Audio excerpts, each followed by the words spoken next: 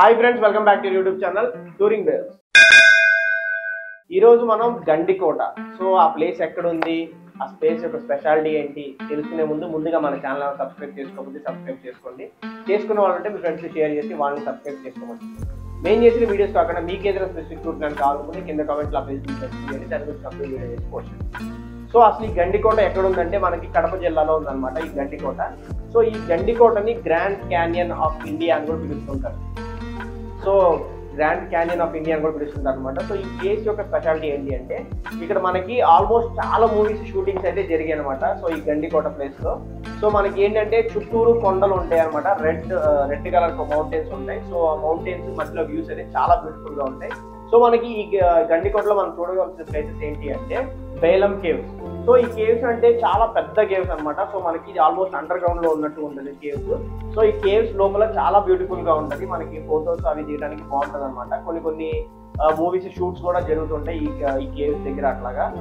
So ఈ place మనం visit చేసుకున్న తర్వాత మన నెక్స్ట్ స్పాట్ ఏంటి అంటే గండికోట శిథిలాలు. సో ఈ ఆల్మోస్ట్ ఇక్కడ చాలా పురాతనమైన ఫోర్ట్స్ అవి ఉండే అనమాట. సో ఇప్పుడు అవి లేవు. సో వాటి శిథిలాలు అవి అయితే మనకి ఉంటాయి అనమాట. సో పిల్లర్స్ కానీ పిల్లర్స్ ఉంటాయి, లేదంటే వాల్స్ ఉంటాయి. సో అలాంటివన్నీ మనం చూడొచ్చు. ఆల్మోస్ట్ కొంచెం అంటే కూలిపోయే స్టేజ్ లో ఉన్నాయి, ఆల్మోస్ట్ కూలిపోయిన బిల్డింగ్స్ అవి కూడా ఉంటాయి. సో అవి కూడా మనకి చూడడానికి చాలా బ్యూటిఫుల్ గా ఉంటాయి అనమాట. సో ఇక్కడ మనకి సన్ రైజ్ కానీ సన్సెట్ కానీ ఈ గండికోటని చూస్తే చాలా బ్యూటిఫుల్ గా ఉంటుంది. సో మనం ఇవి చూసుకున్న తర్వాత మన నెక్స్ట్ స్పాట్ ఏంటి అంటే రాయల చెరువు.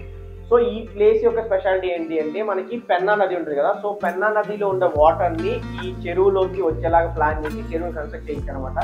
సో శ్రీకృష్ణదేవరాయల వారి కాలంలో ఈ చెరువుని అయితే కన్స్ట్రక్ట్ చేయించారు. సో ఈ ప్లేస్ కూడా చాలా బ్యూటిఫుల్ గా ఉంటుంది.